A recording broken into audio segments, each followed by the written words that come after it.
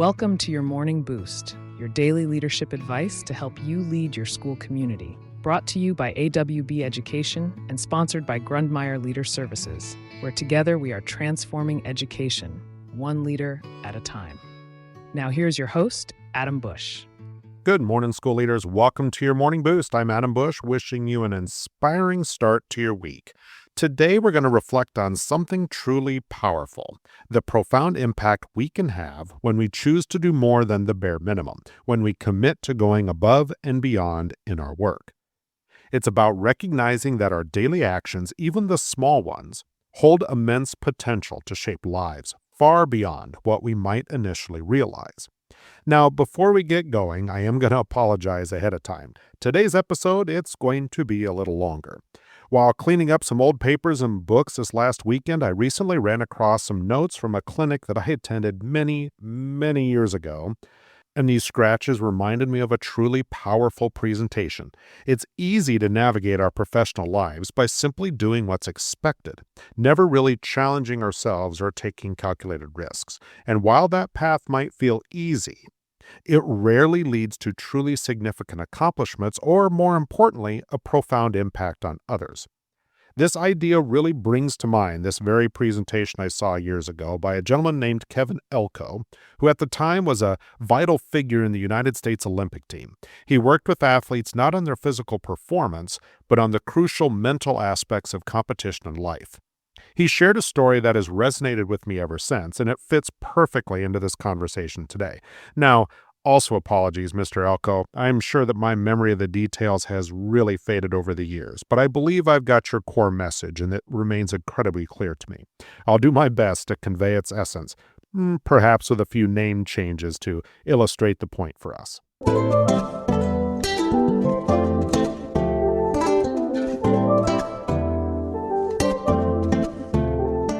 Okay, now Mr. Elko began with the story of a young boy named, we're going to call him Jacob, who was growing up in a typical American town, living a typical American life. Jacob loved playing with friends, video games, riding his bike, and he absolutely adored fire trucks and firefighters. His mom, Lucy, often found herself adjusting her plans to follow the sirens on those lucky days when they came across firefighters heading to a call, just so Jacob could see them in action. Jacob's typical childhood, however, began to take a less typical turn as he approached the age of 9. He started showing signs of fatigue, unable to do the things that other boys did or what he had previously enjoyed. After many trips to the doctor, they discovered Jacob had an incurable and inoperable tumor. There was no expectation of survival, and following a period of understandable grief, anger, and hopelessness that Jacob's family bravely endured, they committed themselves to making Jacob's remaining days as rich and joyful as possible. They spent time at the park, engaging in activities as much as Jacob's failing body would allow. One day, as Lucy and Jacob were walking past the local fire station, Lucy, on a whim, led Jacob right through the large open door towards a beautiful fire truck. Jacob was completely awestruck. While they stood there, Lucy heard a man from behind her ask, "Can I help you folks?" She turned to see the fire chief. She had never met Chief Davis before, and after formal introductions, Lucy began to explain why they were there. At the end of her heartfelt story, she asked the chief if it would be okay for Jacob to just simply look inside the fire truck so he could see this magnificent machine that he had just fantasized about for so many years. The chief promptly replied, "No." Before Lucy could even react to what felt like an abrupt answer, Chief Davis finished his sentence with, "I can do better than that." He immediately left and returned with a couple of more firefighters and then made an announcement over the intercom for all firefighters to meet him in the garage.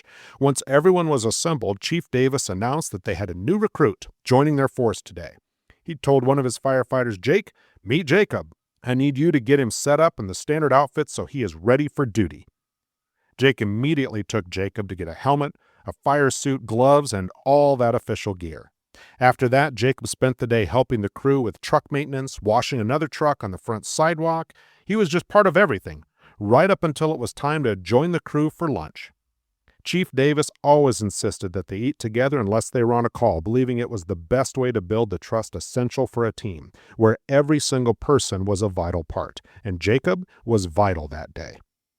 As they were finishing lunch, the alarms blared. A call was coming in. Now, Lucy instinctively went to get Jacob so the firefighters could head out until Chief Davis gave her a quick glance.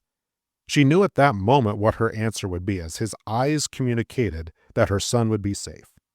"Are you ready to go, Jacob?" Chief Davis asked. Lucy hesitated. Are you sure? You've already done enough for Jacob today." Chief Davis replied with conviction. "I can do better than that.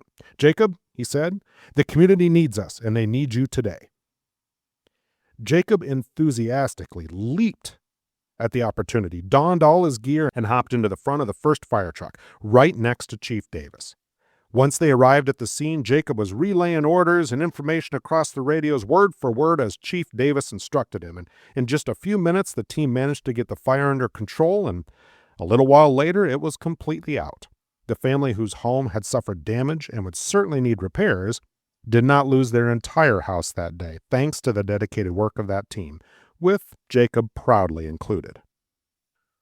Lucy recalled that from that day forward, Jacob just couldn't stop talking about his day as a firefighter.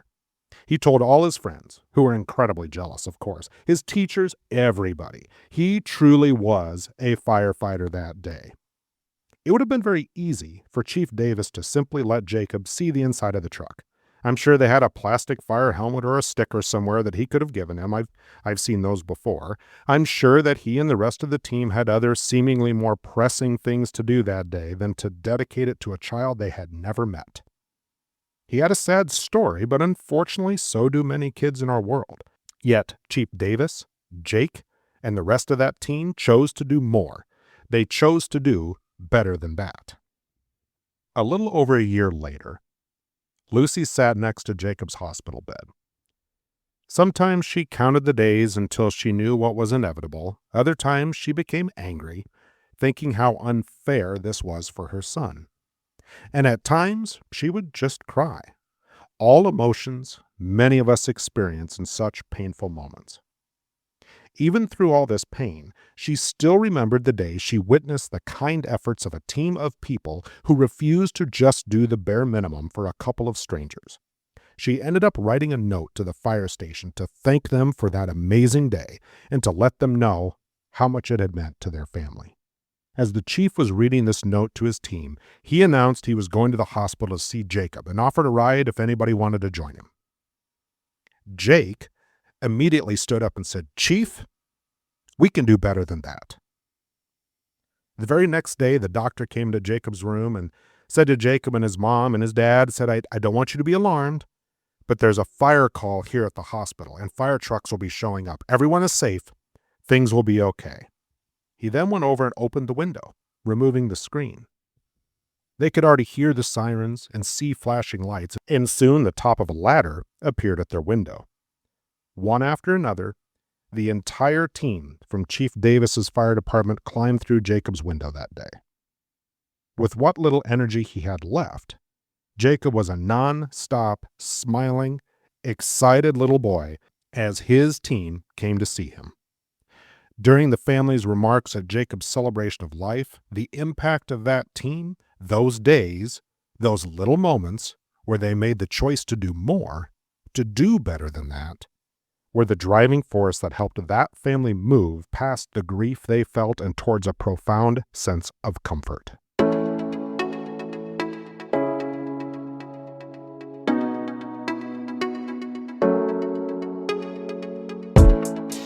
Mr. Elko's story has always resonated with me because it reminds us that the moments where our actions truly impact others aren't always planned or convenient.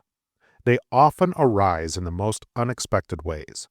And as educators, our work is fundamentally about serving others. But it's about more than just delivering content or managing a building. It's about recognizing that every interaction, every decision, and every supportive word carries the potential for immense impact. We don't always know when these moments will come, when our choice to do better than that will fundamentally change a life. But by embracing that mindset daily and by working with passion and purpose, regardless of who is watching or what immediate benefit we perceive, we create a ripple effect of profound positive change in our school communities. It's about remembering that our dedication creates a legacy far greater than any task list. Thank you for listening. I hope you've enjoyed this story today. Like I said, it's always meant a lot to me. We'll be back again tomorrow with our typical Your Morning Boost as we give you a tip or trick to help you lead your school or community. Thank you again for listening. We will talk with you again tomorrow. You have been listening to Your Morning Boost by AWB Education in partnership with Grundmeyer Leader Services. You can find out more about our services by clicking on the links in the description. Remember, you are doing this vital job that only a few can do. So until next time, thank you for your service to your community.